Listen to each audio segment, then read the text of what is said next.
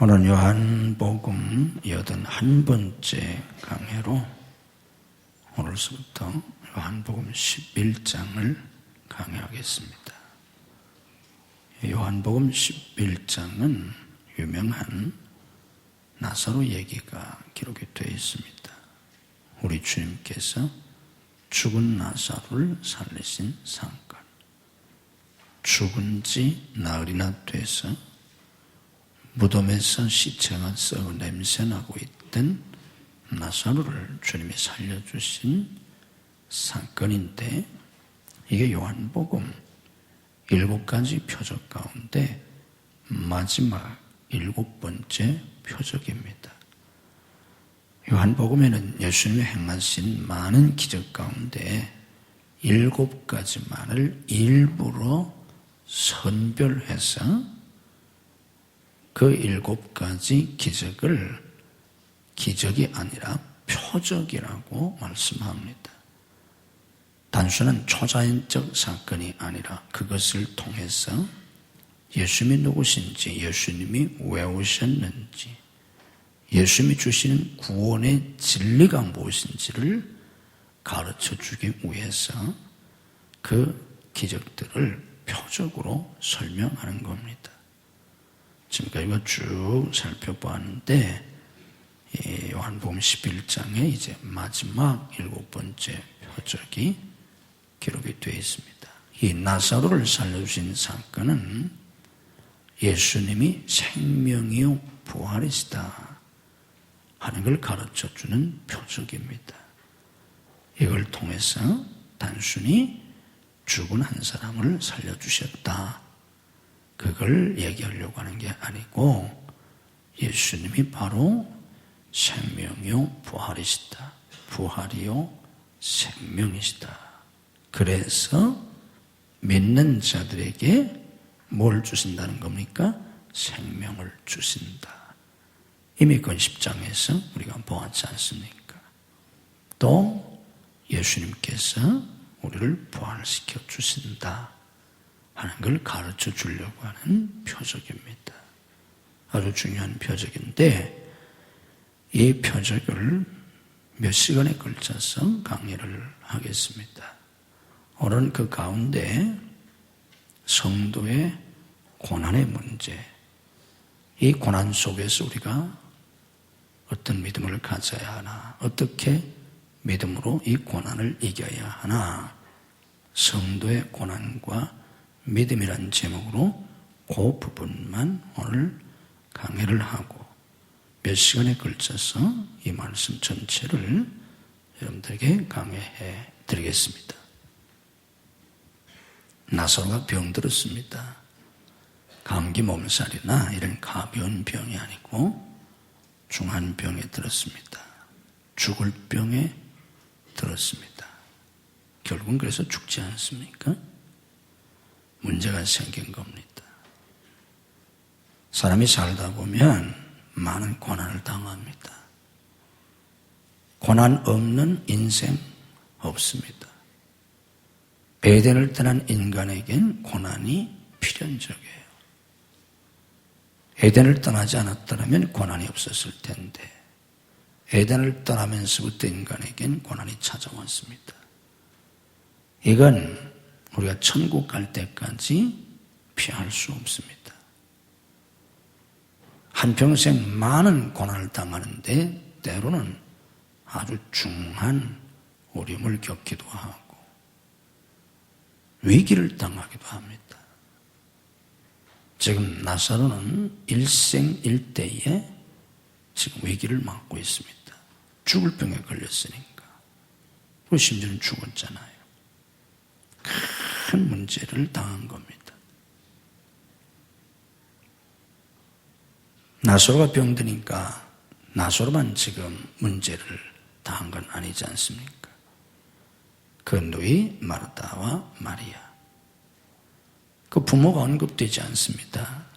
그걸로 보아서는 부모가 없는 것으로 보여집니다. 아마 부모는 돌아가시지 않겠나, 혹은 일찍 돌아가시지 않겠나, 그렇게 여겨집니다. 그런 가정에 기둥과 같은 나사로가 죽을 병에 걸렸으니까 가정적으로 큰 위기 아닙니까?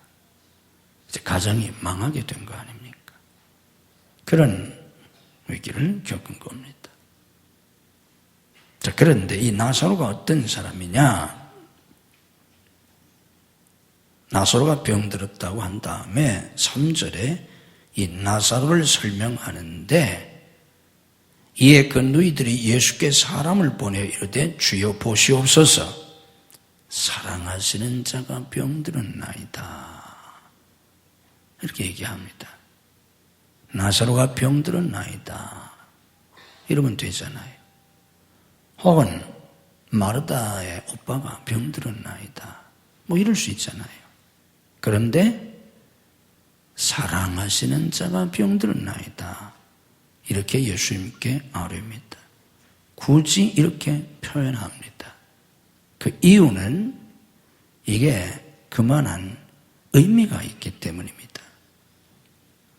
나사로라고 하는 사람이 병이 났는데 그 나사로가 어떤 사람이냐 하는 겁니다. 예수님이 사랑하시는 자였다.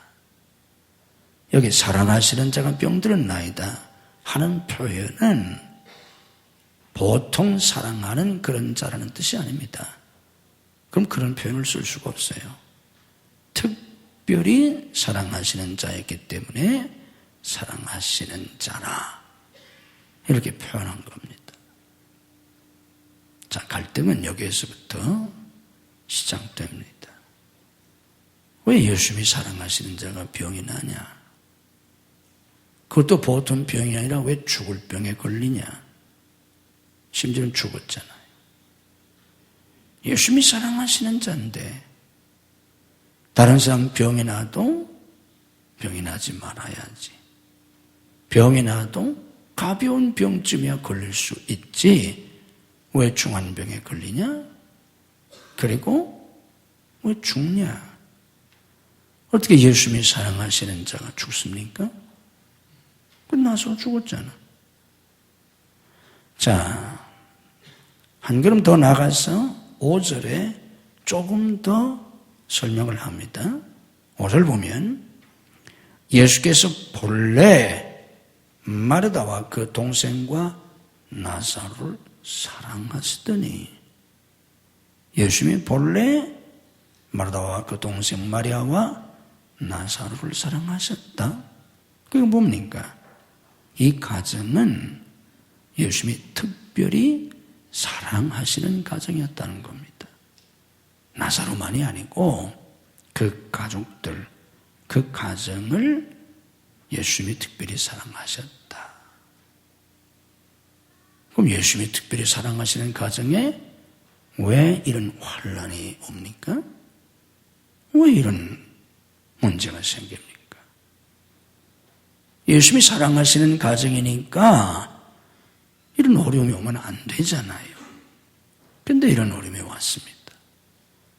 자, 이게 우리가 신앙생활을 하면서 깨달아야 될, 극복해야 할 중요한 문제 중에 하나입니다. 우리가 단순하게 생각하면, 우리가 신앙생활 잘하면, 하나님 잘 섬기면, 하나님이 사랑하시면, 하나님이 사랑하시는 가정이면 아무런 어려움이 없을 거라고, 또 없어야 된다고, 다른 사람 다 고난을 당해도 그 사람은, 그 가정은 하나님이 막아주신다고, 보호해주신다고, 그런 믿음, 그런 생각을 갖기 쉽습니다. 그 생각이나 그 믿음이 전혀 틀린 건 아니에요. 왜 그렇습니까? 성경은 약속합니다. 하나님이 하나님의 백성을 보호해 주신다. 불 가운데 지날 때에도 타지 않도록 보호해 주시겠다. 물 가운데 지날 때에도 하나님이 보호해 주신다. 약속하셨지 않습니까? 환난을 면케해 주신다. 약속하셨잖아요. 그래서 우리가 하나님을 잘 섬기면 다른 사람들이 다 고난을 당해도 하나님이 보호해 주시고 지켜주시고 환난으로부터, 재난으로부터 보호받는다. 그것도 믿음이에요. 우리가 가져야 할 믿음입니다. 그리고 그것도 하나님의 은혜예요. 하나님의 축복이에요. 하나님이 그렇게 하세요. 그런데 그게 다는 아니다 그 얘기예요. 그런 면이 없는 거 아니에요. 많아요. 우리가 그런 하나님의 은혜 속에 살고 있어요. 그럼 그게 다가 아니에요. 그러나 때로는 하나님의 사람도 하나님을 잘 섬기고 하나님이 사랑하시는 그 사람도 그 가정에도 얼마든지 환난이 있을 수 있어요. 얼마든지 병에 걸릴 수 있고 나사로처럼 죽을 병에 걸릴 수도 있고 심지어 죽을 수도 있어요. 사업이 망할 수도 있어요. 하나님 말씀대로 살면 영혼도 잘 되고 범사도 잘 돼요. 사업도 잘 될 수 있어요. 그러나 망할 수도 있어요. 말이 됩니까? 말이 안 되잖아요. 그래서 갈등을 갖는 거예요. 우리가 신앙생활할 때. 또 다른 사람을 쉽게 정죄하기 쉬워요. 다른 사람이 환난을 당할 때, 다른 사람이 재난을 당할 때 병에 걸렸든지 그것도 아주 중한 병에 걸렸든지 혹은 사업이 어려워졌든지 망했든지 그러면 우리는 쉽게 다른 사람을 단정하고 정죄하기 쉬워요. 뭐 했나 보다. 무슨 잘못을 했나 보다. 뭐 했나 보다. 틀림없이 그럴 거야. 단정하기 쉬워요. 그런데 성경이 오늘 본문이 우리에게 가르쳐주는 이 고난의 문제, 성도의 고난의 문제의 또 한 요소가 뭐냐면 그렇지 않다는 거예요. 그럴 만한 죄를 지어서 그런 고난을 당하는 것만은 아니라는 거예요. 그러니까 사람들이 병이 났든지 사업이 어려워졌든지 망했든지 애들이 속을 썩이든 공부를 못하든 집을 나갔든 뭐 어떻게 됐든 부부관계에 어려움이 있든지 뭐 여러 가지 문제가 있을 때 생각나는 죄가 있으면 회개하세요. 죄 때문에 온 것도 많이 있어요. 없는 게 아니에요. 근본적으로 고난은 죄로부터 오는 거예요. 그러니까 내가 이걸 잘못해서 그렇구나. 그러면 회개하셔야 돼요. 아멘. 뻔히 죄를 자기가 알잖아요. 내가 왜 이런 문제가 생겼는지 고난을 당했는지 이거 자기가 생각해봐. 내가 이런 죄를 졌구나. 그래서 왔구나. 그럼 회개하셔야 돼요. 그것도 뭐 뻔뻔스럽게 그게 내 죄 때문에 죄가 분명히 드러나는데도 알고 있는데도 그러란 얘기 아니에요. 그러면 교인도 아니지. 그럼 교인이겠어요. 그런 인간이. 그런 낮은 수준의 얘기를 하는 게 아니고 그런 경우에는 먼저 죄를 회개하셔야 돼요. 죄가 다 드러나잖아. 죄를 회개해야 되는데 자기가 아무리 생각해도 내가 왜 이런 고난을 이렇게 당해야 되는지 우리 가정에 왜 이런 환난이 있었는지 납득할 수가 없어요. 분명히 이런 죄 때문이라고 자기가 인정할 수가 없어요. 그런데도 고난을 당할 수 있다는 그 말이야. 그런 대표적인 케이스가 누구예요? 욥이라는 사람이에요. 욥기는 그 문제에 대해서 우리에게 진리를 가르쳐주는 성경입니다. 자, 욥기를 제가 잠깐 읽어드릴게요. 욥기 1장 1절에서 이렇게 말합니다. 우스 땅에 욥이라 불리는 사람이 있었는데 이게 1장 1절이에요. 우스 땅에 욥이라 불리는 사람이 있었는데 그 사람은 온전하고 정직하여 하나님을 경외하며 악에서 떠난 자더라. 이게 욥기 첫 절에서 욥에 대한 설명입니다.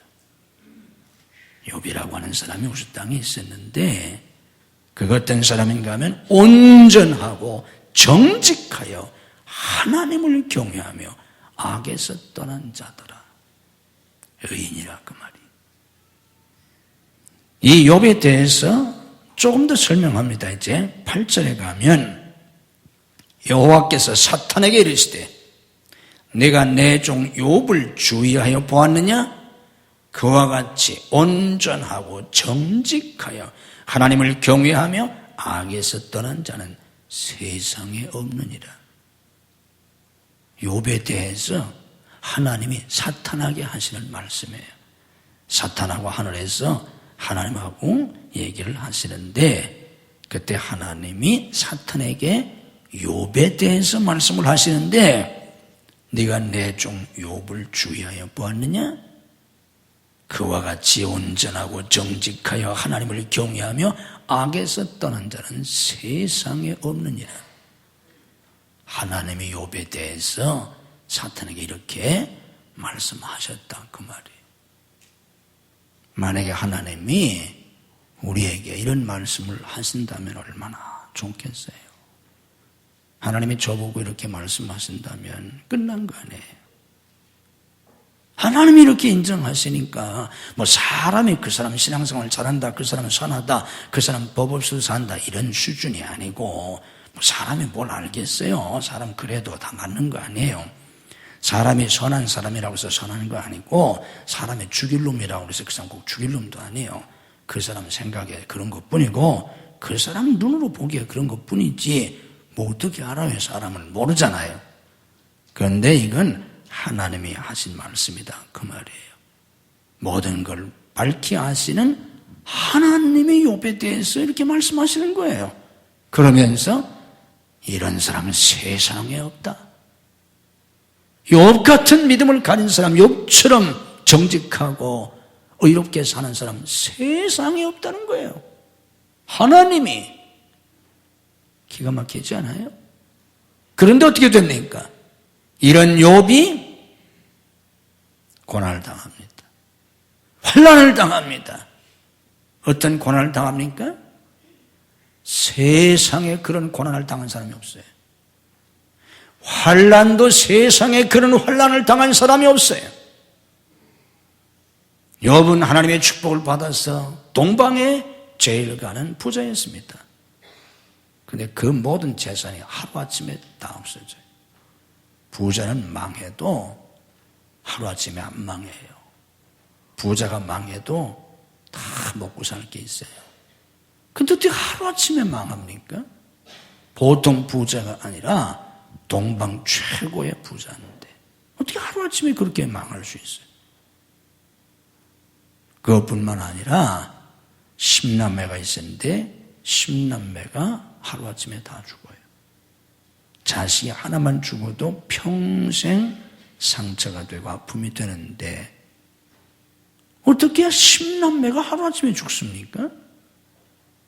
말도 안 되잖아요. 10남매가 하루아침에 죽었어요. 마누라가 욕하고 저주하고 도망가 버렸어요. 다 없어졌어요. 다 없어지면 몸이라도 성해야 하지 않습니까? 그래 뭔가 뭐 재기를 하든지 뭐라고 할 거냐 몸이라도 성해야. 그런데 머리끝에서부터 발끝까지 병이 났어요. 몸이 다 썩었어요. 몸에서 구더기가 득실거려요. 몸에서.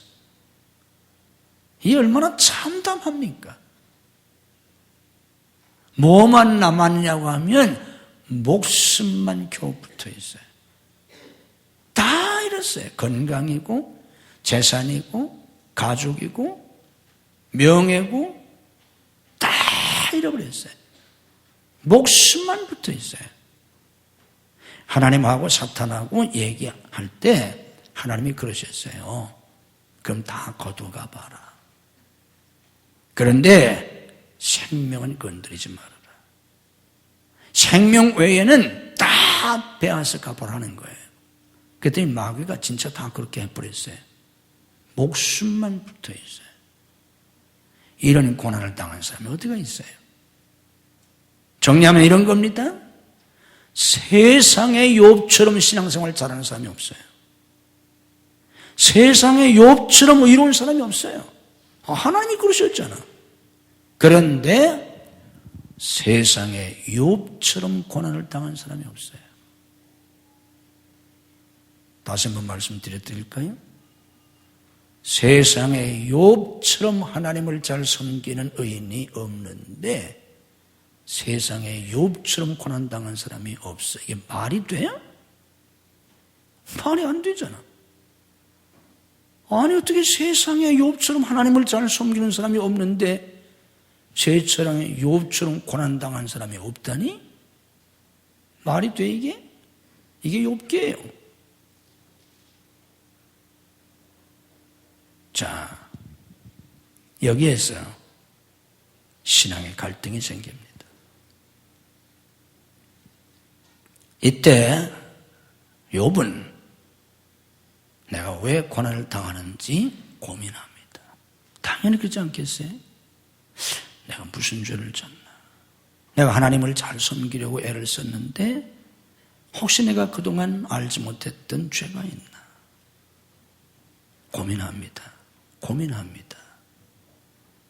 근데 알 수가 없어요. 내가 아무리 생각해도 이런 죄를 진 것 같진 않아. 왜 그런가 하면 실제로 욥이 그런 죄를 지어서 그런 고난을 당한 게 아니에요. 그러니까 생각한다고 해서 알 수 있는 게 아니잖아.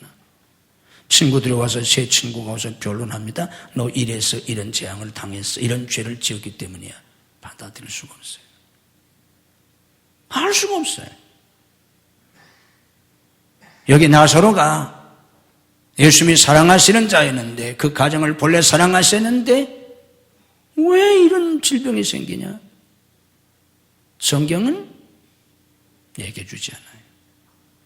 알 수가 없어요. 사람들은 비난하겠죠. 저거 하나님 잘 섬긴 줄 알았더니 저거 죄만 졌구나. 저거 믿음 좋은 줄 알았더니 순응틀이었구나. 그러니까 보통 사람도 당하지 않은 저런 재앙을 당하지. 다 이렇게 정죄합니다. 본인이 얼마나 가슴이 아프겠어요.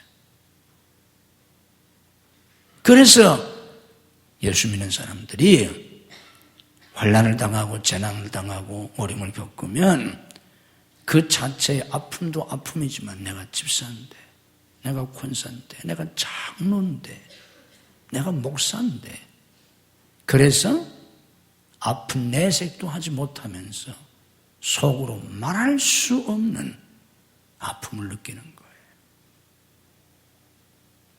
그런데 왜 이런 고난을 당하는지는 우리가 알 수 없다는 거예요. 왜 알 수 없습니까? 욥기 같은 경우에 욥이 지금 그런 고난을 당하는 이유가 저 하늘에서 천상에서 하나님하고 마귀하고 얘기하다가 그럼 한번 너 그렇게 해봐. 마귀가 이런 거예요. 하나님 앞에 사탄이 왔는데 어디 갔다 왔냐 그랬더니 세상을 두루 다녀왔습니다. 그러니까 하나님이 그러시는 거예요. 그래? 내 종 욥을 네가 봤느냐? 주목해 봤느냐? 아까 말씀드린 것처럼 세상에 욥 같은 사람 없다 이러시는 거 하나님이. 그러니까 마귀가 그러는 거예요. 에이 하나님 욥같이 복을 줘보세요. 욥같이 복을 받아보세요. 하나님 그렇게 안 섬길 사람 어디 있어요? 하나님이 욥에게 특별한 복을 그렇게 주시니까 하나님이 그렇게 섬기지. 하나님이 그 축복 거둬가 보세요.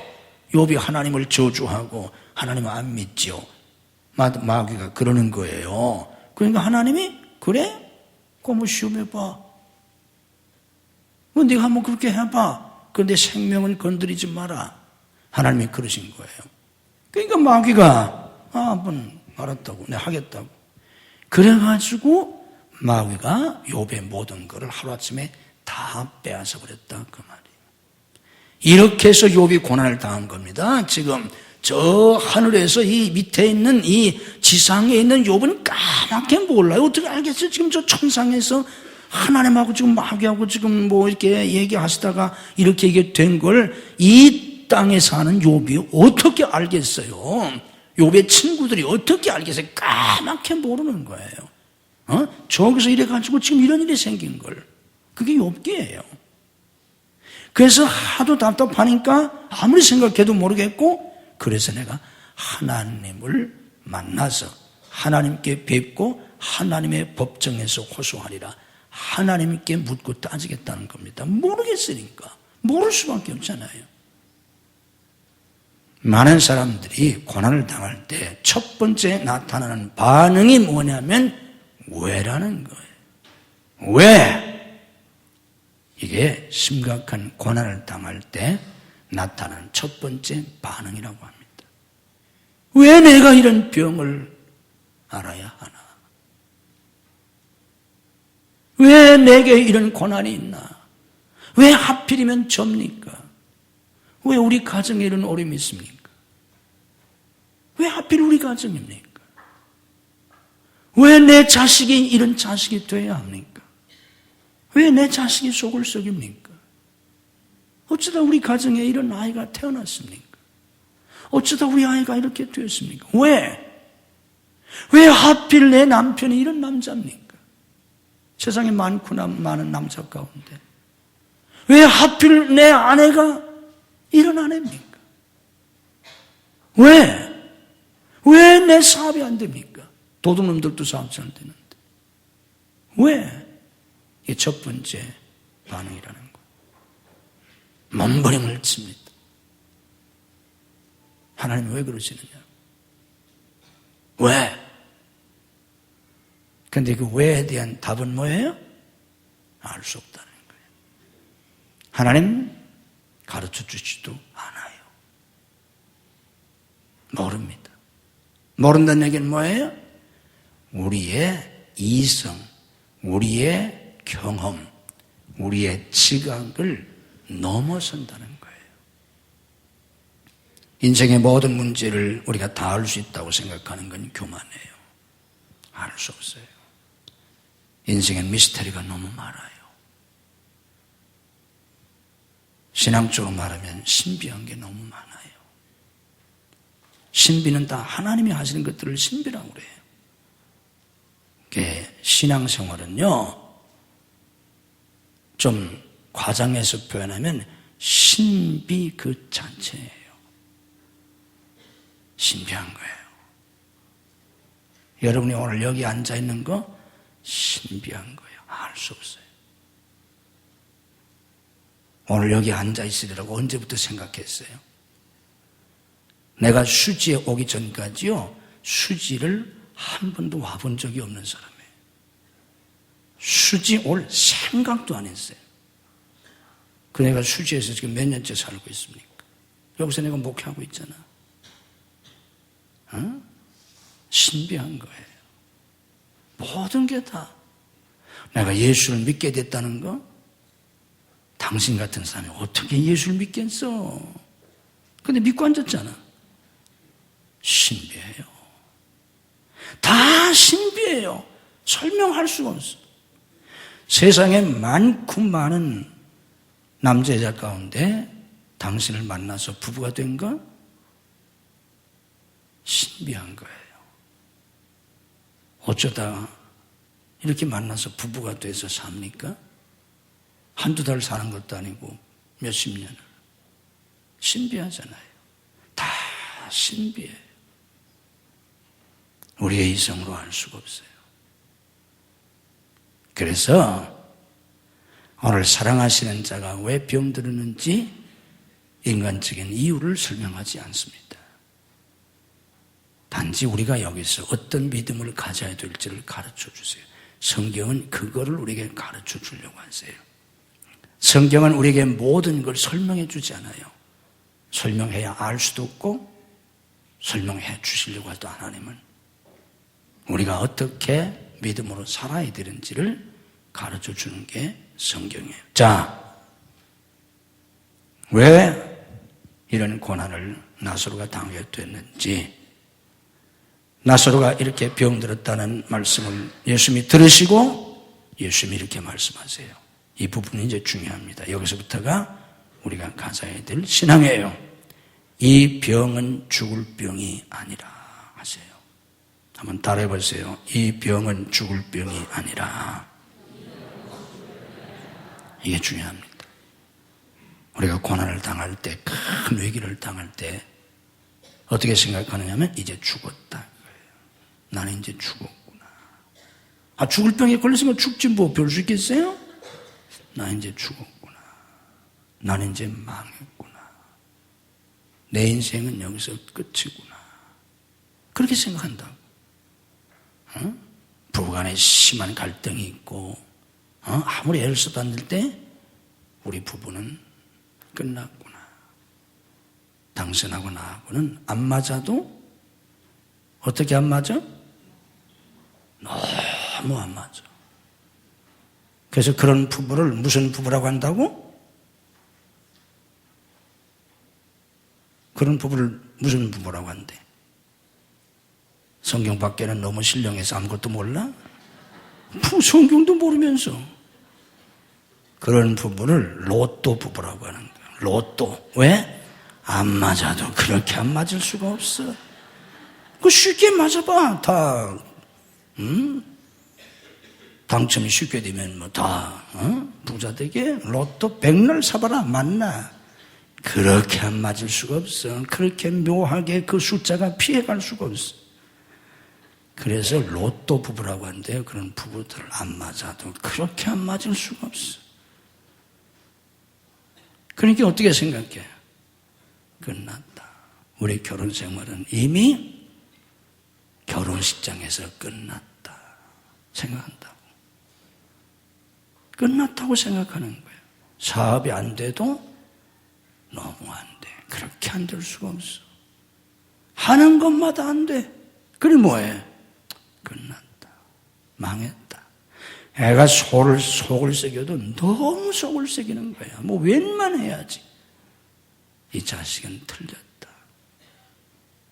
병이 걸렸어도 웬만해야지. 병원에서 수술도 할 수 없대. 그럼 끝난 거잖아. 그런데 주님 말씀은 뭐예요? 이 병은 죽을 병이 아니라는 거예요.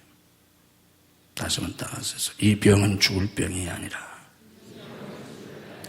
여기 이 병은 죽을 병이 아니라고 하는 이 말씀을 좀 더 정확하게 번역을 하면 이 병은 죽음으로 끝나지 않는다는 거예요. 이 병은 죽음으로 끝나지 않을 것이다. 이게 예수님이 나사로가 죽어간다는 말씀을 들으시고 하신 말씀입니다. 예수님이 지금 나사로의 병을 보시는 예수님의 시각이에요. 신앙은 예수님의 시각, 하나님의 시각, 예수님의 눈으로 자신과 역사를 보는 거예요. 그걸 신앙이라고 하는 거예요. 내 자신을 내 생각으로 보는 게 아니고 다른 사람의 눈으로 보는 게 아니고 마귀의 눈으로 보는 게 아니라 하나님의 눈으로 나를 보고 내 주변과 이 역사를 내 생각이나 동양 철학이나 서양 철학이나 공산주의 사상이나 그런 걸로 보는 게 아니고 하나님의 눈으로 이 세계를 보는 것, 역사를 보는 것, 그걸 신앙이라고 하는 거예요. 우리가 교회만 다니는 게 아니고 하나님의 시각, 예수님은 이 지금 나사로가 죽어가는데 사람들은 다 죽었다고 생각해. 끝났다고 생각해. 그래서 어때? 저 집 망했다. 망했잖아요. 그런데 예수님은 이 병은 죽을 병이 아니라는 거예요. 좀 더 정확히 말하면 이 병은 죽음으로 끝나지 않는다는 거예요. 아멘. 이게 우리가 가져야 할 믿음입니다. 이 병은 죽음으로 끝나지 않는다. 이 문제는 실패로 끝나지 않는다. 여기서 나는 망하지 않는다. 여기서 나는 죽지 않는다 하는 믿음입니다. 이게 중요해요. 그래서 주님이 말씀하십니다. 이 병은 죽을 병이 아니라 하나님의 영광을 위함이라. 따라서 하십시다. 하나님의 영광을 위함이라. 자, 이게 굉장히 중요해요. 앞에서 말씀드렸잖아요. 왜 하나님이 사랑하신데 예수님이 사랑하신 자가 병드냐? 왜 예수님이 사랑하시는 가정에 이런 환란이 오느냐? 욥처럼 그렇게 하나님을 잘 섬기는 세상에 없는데 왜 그런 사람이 세상에 없는 고난을 당하느냐? 하나님의 영광을 위함이라는 거예요. 아멘. 하나님의 영광을 위함이라. 하나님의 영광이 뭐예요? 하나님의 영광이 뭐냐고 하면요, 성경에서 말하는 하나님의 영광이라는 그 말은 하나님의 하나님 되심이 내 삶의 역사 속에 나타나는 걸 하나님의 영광이라고 해요. 다시 말하면 하나님이 어떤 분이에요? 전능하신 분이잖아요. 전지하신 분, 전지전능하신 분이잖아요. 능력과 권세와 영광이 무한하신 분이잖아. 사랑이 무한하신 분이잖아요. 은혜가 무한하신 분이잖아요. 거룩하신 분이잖아. 그 하나님 되심이 내 삶 속에 가시적으로 내 눈으로 볼 수 있도록, 내 손으로 만질 수 있도록 내 삶의 현실 속에, 현장에 나타나는 것, 그걸 하나님의 영광이라고 해요. 그래서 지금 이 나사로의 이 죽음, 결국 나사로가 죽잖아요. 나중에 죽는데 나사로의 죽음을 통해서 하나님의 영광이 나타납니다. 그 하나님의 영광이 뭐예요? 하나님이 뭐예요? 생명이시잖아. 죽은 자를 살리시는 분이시잖아. 예수의 이름은 부활이시잖아. 그거를 나타내시는 거예요. 이 죽음을 통해서. 그러니까 하나님의 백성들이 당하는 고난은 죽음으로 끝나기 위함이 아니고 실패로 끝나기 위함이 아니고 그걸 통해서 하나님의 하나님 되심을 나타내시려고 하는 거예요. 하나님이 전능하시다. 그 이론이지 네가 알아? 하나님이 뭐 얼마나 능력이 많아서 경험해 봤어? 그 하나님을 내가 경험해 봐야 하잖아요. 하나님의 사랑이 많으시다. 그래. 그 하나님의 사랑을 네가 체험해 봤어? 없잖아. 그게 다 죽은 신앙이라는 거예요. 그래서 하나님의 하나님 되심, 능력과 권세와 영광과 그의 사랑과 은혜가 무한하신 그 하나님의 그것을 우리가 체험적으로 알 수 있도록 내 삶의 현장 속에 나타내 보이시는 것, 그걸 하나님의 영광이라고 하는 거예요. 아멘. 이걸 위해서 지금 나사로는 잠시 이런 고난을 당한 겁니다. 그래서 이걸 통해서 알게 되잖아. 아, 예수님이 부활이요 생명이시구나. 그 참 어떻게 알겠어요? 그 부분은 몇 주 뒤에 마지막에 제가 정리할 때 설교해 드리려고 합니다. 이게 중요해요. 내가 고난이 크면 클수록 하나님의 더 큰 영광이 나타나요. 다른 말로 말하면 하나님의 뭐가 나타난다고? 더 큰 능력이 나타나. 아멘. 쉽게 말하면 작은 강을 건널 때는 하나님께서 작은 강만 건널 수 있도록 해주시면 되잖아요. 홍해바다를 지금 건너야 되니까 무슨 역사가 나타나야 돼? 홍해바다가 갈라지는 하나님의 능력의 역사가 나타나야 되잖아. 그러니까 홍해바다 앞에서 이제는 죽었다고 생각했는데 죽은 게 아니라 홍해바다가 갈라지는 하나님의 능력이 나타나잖아요. 이게 하나님의 영광이에요. 하나님의 그 능력이 나타나고 권세가 나타나고 영광이 나타나고 그 무한하신 사랑이 나타나고 은혜가 나타나는 걸. 이걸 하나님의 영광이라고 해요. 우리가 고난을 당하는 건 하나님의 그 하나님 되심을 보여주려고 하는 거예요. 아멘. 그래야 어때? 아, 하나님이 이런 분이구나. 예수님을 모시고 배를 타고 가다가 풍랑을 만났어요. 아니, 왜 예수님을 모시고 가는데 풍랑을 만나? 말이 안 되잖아요. 그런데 그런 풍랑을 통해서 제자들에게 보여주십니다. 뭘 보여주세요? 예수님은 풍랑도 잔잔케 하시는 분이라는 걸, 말씀 한마디로 풍랑도 잔잔케 하시는 분이라는 걸. 그래서 예수님께서 바람을 꾸짖어 잔잔케 하시니까 제자들이 어때? 놀랬잖아. 뭘 놀랬어요? 이분이 뉘시기에 바람과 바다도 잔잔케 하느냐. 그걸 다른 말로 말하면 그걸 통해서 그런 죽는가 보다 생각할 정도로 풍랑을 만났지만 그걸 통해서 예수님이 그 풍랑을 잔잔케 해주심으로 이전에 알지 못했던 예수님이 이런 분이시라는 걸 제자들이 알게 됐다 그 말이에요. 그래서 우리가 당하는 환난이나 고난이나 위기는 우리를 죽음으로 몰아가는 게 아니고 우리를 죽이시려고 그러는 게 아니고 그걸 통해서 하나님의 영광을 나타내고, 아멘. 그걸 통해서 하나님을 더 깊이 경험하고, 내가 하나님을 깊이 경험할수록 하나님을 더 잘 믿게 되고 하나님과 관계가 더 깊어지게 되고 하나님을 더 사랑하게 되는 거예요.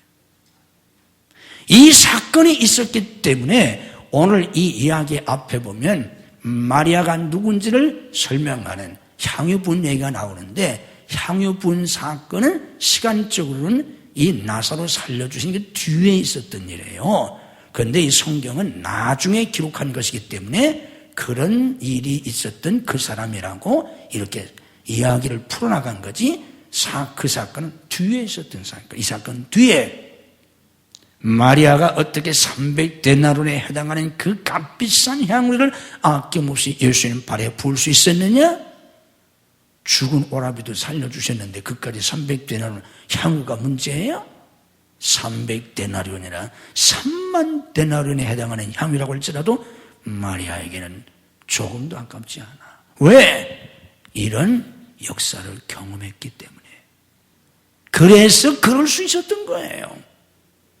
정말 하나님이 위대하시고 전능하시고 하나님의 사랑이 무한하심을 내가 깨닫지 못하면 누가 하나님을 믿겠어요?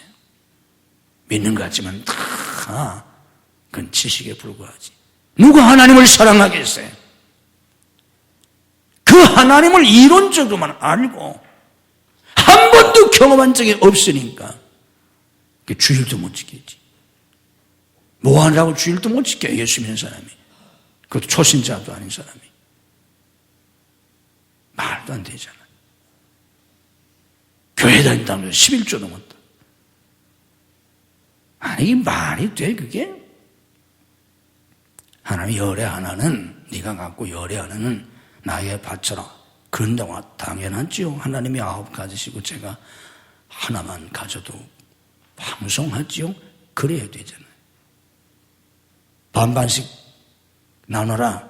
반은 나에게 바치고 반은 네가 가져라. 그러면 아이고 어떻게 제가 반을 갖습니까? 어떻게 제가 하나님하고 똑같이 나눕니까? 하나님이 더 가지셔야죠. 오장로님은 그래야 돼, 안 그래야 돼? 오장로는 그래도 뭔가 그래도 사람이 의로운 뭐가 있는 사람이잖아. 생각해봐. 하나님이 하나서 너 반 갖고 나 반 갖자. 그러면은 뭐라고 해요? 아이고 하나님 어떻게 제가 반만 나눕니까? 하나님이 더 가셔야죠. 오장로 수준만도 그렇지 않겠어요? 난 오장로 그렇게 생각하는데. 저 사람이 괜찮은 사람이에요. 저 사람이 의롭고 저 사람이 사기치고 뭐 그렇게 엉뚱한 짓 하는 사람은 아니에요. 저 사람이. 그래도 그렇지 않겠어요? 그런데 하나는 하나님께 바치고 아홉은 네가 가져라. 그것도 못하는 게 이게 무슨 신앙이야 이게. 하나님을 뭘 아는 거예요? 눈꽃만큼만 하나님 알아도 그런 신앙은 넘어서게 돼. 머릿속에서만 알고 있지 뭘 믿긴 뭘 믿어 있지가. 그래서 하나님은 우리에게 많은 고난도 주고 시련도 주고 죽을 고비를 당하기도 하시고 그러시는 거예요. 거기서 우리를 죽이려고 하는 게 아니라 하나님의 영광을 나타내시려고. 아멘. 내가 이런 하나님이다 이놈아. 난 이렇게 능력이 많아. 난 이렇게 사랑이 많아. 그거를 바보, 천치, 멍텅구리 같은 우리에게 보여주시려고. 아멘? 그 결과로 어떻게 됩니까? 나사로가 살아나잖아요. 욥은 갑절의 복을 받잖아요. 그래서 어떻게 됩니까? 그들의 신앙이 더 깊어지고 높아집니다. 왜? 더 큰 은혜를 경험했거든. 조금 아팠을 때 고쳐주셨다. 그것도 은혜예요. 조금 아팠는데 고쳐주셨다. 감기 낫게 해주셨다. 감사하잖아요.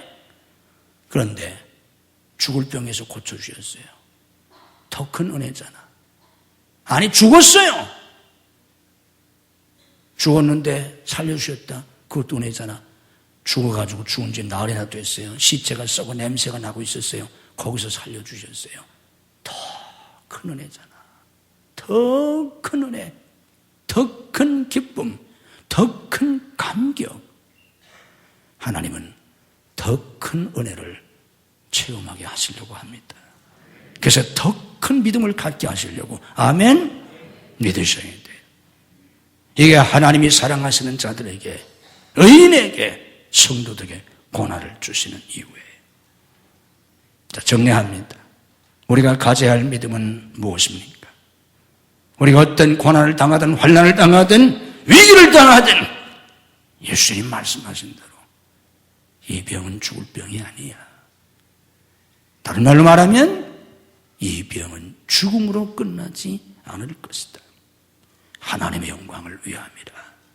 이 믿음을 가지셔야 합니다. 출애굽한 이스라엘 백성들의 불신앙이 뭡니까?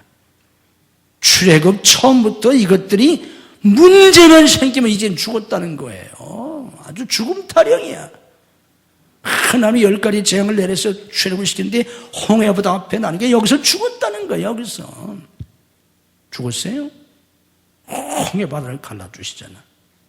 그러면 그 다음부터는 좀 믿음을 가지고 뭐가 없어도 괜찮다고 하나님이 홍해 바다도 갈라주시는데 이래야 되지 않겠습니까?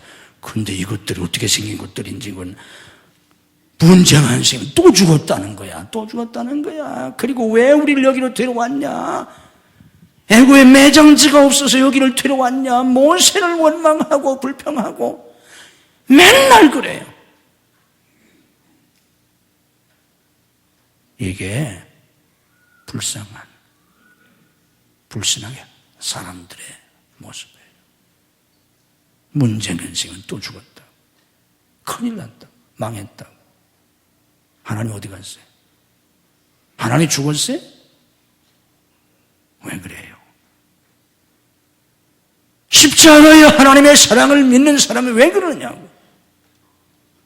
십자가의 구속의 은혜를 믿잖아요. 하늘이 무너져도 땅이 꺼져도 자연 선고를 받았어도 내 힘으로 평생 갚아도 갚을 수 없는 빚을 지고 있다고 할지라도 믿음을 가져야 되잖아. 하나님의 영광을 보리라. 여기가 내 인생의 끝이 아니고 여기가 내 인생의 무덤이 아니고 나는 하나님의 영광을 보리라. 이사야 41장 9절에 그랬잖아요. 내가 땅 끝에서부터 너를 붙들며 땅 모퉁이에서부터 너를 부르고. 땅 끝에서 이제 한 발짝도 더 갈 수 없어요. 죽지 않는다는 거예요. 하나님이 붙드신다는 거예요. 거기서. 아멘. 욥의 위대한 믿음이 무엇입니까? 욥기 23장 10절에서 고백하잖아요. 그러나 내가 가는 길을 그가 아시나니. 난 몰라. 너희들도 몰라. 왜 이런 고난을 당하는지. 그러나 내가 가는 길을 그가 아시나니. 그가 나를 단련하신 후에는 내가 정금같이 순금같이 나오리라. 욥의 믿음이에요. 이 믿음을 가지고 살라는 거예요. 그러면 네가 하나님의 영광을 본다는 거예요. 하나님의 영광을 본다는 그 부분은 나중에 제가 쭉 설교할 때 설교하도록 하겠습니다. 이런 믿음을 가지고 승리하는 여러분들이 되시기를 주님의 이름으로 축복합니다. 하나님이 살아 계신데 하나님이 정령 전능하시다면, 능력과 권세와 영광과 지혜와 사랑과 은혜가 무한하시다면, 그분이 나를 택하시고 나를 구원하시고 나와 함께 하시고 나를 사랑하신다면, 내 삶 속에 이런저런 고난이, 이런저런 역경과 위기가 닥쳐온다고 할지라도 왜 낙심하리이까? 왜 불평하리이까? 이 병은 죽을 병이 아니라 이 병은 죽음으로 끝나지 않는다. 하나님의 영광이 나타난다. 하나님의 영광을 위해서다. 주님이 말씀하셨는데, 그런 믿음으로 볼 수만 있다면 왜 우리가 낙심하리이까? 오 하나님, 오늘 저희들에게 그 믿음을 주시기를 원합니다. 내가 고난이 클수록, 어려움이 많을수록 더 큰 하나님의 능력과 더 큰 하나님의 은혜를 경험하게 될 것을 믿게 하옵소서. 풍랑이 일어났기 때문에 풍랑을 잔잔케 하시는 예수님을 경험할 수 있었고, 홍해바다가 가로막히기 때문에 홍해바다를 갈라주시는 하나님을 경험했고, 마실 물이 없기 때문에 반석에서 생수를 내게 하시는 하나님을 경험했고, 먹을 것이 없었기 때문에 하늘에서 만나가 내리는 걸 경험하지 않았나이까? 우리의 환경이 어떠하든지 문제가 어떠하든지 이것을 통해서 더 위대한 하나님의 영광을 보게 될 것을 믿게 하옵소서. 그리고 그 하나님의 영광을 체험하고 더 깊은 신앙을 갖게 하시고, 더 강한 신앙을 갖게 하시고, 더 하나님을 사랑하게 하시고, 더 큰 하나님의 영광의 역사에 들어갈 수 있게 하시옵소서. 믿음으로 가슴에 손 얹습니다. 아직도 우리 속에는 불신앙이 많습니다. 인간적인 생각이 너무 많습니다. 작은 것에도 염려하고 근심하고 두려워하고 낙심하고 절망하고, 아직도 벗어버리지 못한, 아직도 치유되지 못한 상처들이 있습니다. 슬픈 기억들이 있습니다. 아픈 기억을 가지고 있습니다. 원망과 불평하는 마음, 섭섭한 마음이 있습니다. 용서하지 못하는 마음이 있습니다. 오 하나님, 이 시간 치유해 주옵소서. 이 시간 떨어버리게 하시옵소서. 이 시간 성령의 불로 소멸해 주시옵소서. 예수님의 이름으로 우리 심령에서 이런 것들이 다 떠나갈지어다. 역사해 주시옵소서. 오직 진리로, 오직 하나님의 빛으로, 오직 믿음으로, 오직 사랑으로, 오직 성령으로 채워 주시옵소서. 믿음으로 아픈 몸에 손을 얹습니다. 죽은 자들 살리시는데 왜 내 작은 병을 못 고치겠나이까? 주님이 채찍에 맞으심으로 나음을 입은 것을 믿습니다. 내가 나사렛 예수 그리스도 이름으로 명하노니 우리를 괴롭히는 모든 병만은 다 물러갈지어다. 예수님의 이름으로 치유될지어다. 역사해 주시옵소서. 믿음으로 하나님 앞에 손듭니다. 이젠 주님 손에 잡혀 살기를 원합니다. 주님이 붙잡아 주시옵소서. 땅 끝에서라도 주님이 붙잡아 주실 줄 믿습니다. 주님이 붙드시고 주님이 인도해 주옵소서. 걸음걸음 자욱자욱 주님이 인도하시고 앞길을 열어주시고 장막칠 곳을 찾아주시고 주님이 싸워주시고 승리케 주옵소서. 내 걸음걸음 자욱자욱 속에 나타나는 하나님의 영광을 보게 하시옵소서. 하나님이 하셨다고 하나님께 영광을 돌리게 하시고 우리가 더 큰 믿음에 나아갈 수 있도록 저희들을 축복해 주옵소서. 가정 속히 인가도시켜 주시옵소서. 믿음의 가정, 거룩한 가정, 행복한 가정, 복받고 쓰임받는 가정들이 되게 하옵소서. 우리의 가정을 파괴하는 모든 사단의 세력을 물리쳐 주시옵소서. 우리의 자녀들 주님이 양육하시고 주님이 써주시옵소서. 하나님 앞에 복받고 쓰임받는 우리의 자녀들이 되도록 주님이 축복해 주옵소서. 앞길을 열어 주시옵소서. 예수님의 이름으로 우리 자녀 앞길이 활짝 열릴지어다. 주님의 이름으로 성통할지어다. 주님의 이름으로 승리할지어다. 축복해 주시옵소서. 하나님, 우리의 자녀들을 통해서 영광을 거두시옵소서. 성도의 직장과 사업을 축복해 주시옵소서.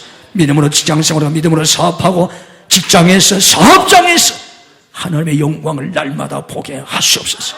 살아계신 하나님이 내 삶의 현장에서 나와 함께 하시고 역사하시면 날마다 생생하게 경험하게 하시옵소서.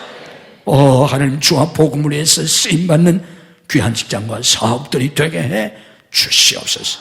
실패했을지라도 다시 성공하게 하시고 처음은 미약할지라도 창대케 되도록 하나님이 축복해 주옵소서. 우리 사회에 풍성한 열매를 주시옵소서. 믿음으로 하나님 앞에 예물을 드립니다. 주님께서 받으시고 하늘과 땅의 복으로 금수와 내세의 복으로 자녀와 후손의 복으로 믿음의 명문가는 이루는 복으로 은혜와 복을 더하여 주옵소서. 병사에서 나오지 못한 성도를 찾아가셔서 능력의 손으로 일으켜 주시옵소서. 출타중의 성도를 해외에 나가는 가족들, 군문에 나가는 아들들, 유학생들을 지키시고 축복해 주시옵소서. 믿음이 연약하여 주의를 송수하지 못하는 성도들에게 주의를 성수할 수 있는 믿음을 더하여 주옵소서. 이 한 주도 주님이 주시는 은혜와 축복이 넘치는 복된 한 주간이 되게 해 주옵소서. 예수님 이름으로 축복 기도하옵나이다. 아멘.